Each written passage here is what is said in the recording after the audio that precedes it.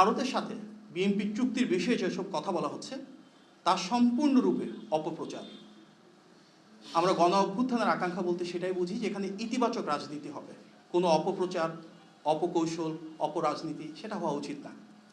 কারণ বিএনপির রাজনীতি মানেই তো বাংলাদেশপন্থী রাজনীতি। আমাদের নেতা জনাব তারেক রহমানের যে রাজনীতি সেখানে হচ্ছে সবার আগে বাংলাদেশ, বাংলাদেশের স্বার্থ, বাংলাদেশের সার্বভৌমত্ব, জনগণের ক্ষমতায়ন, এটিকে কেন্দ্র করেই তো বিএনপির রাজনীতি।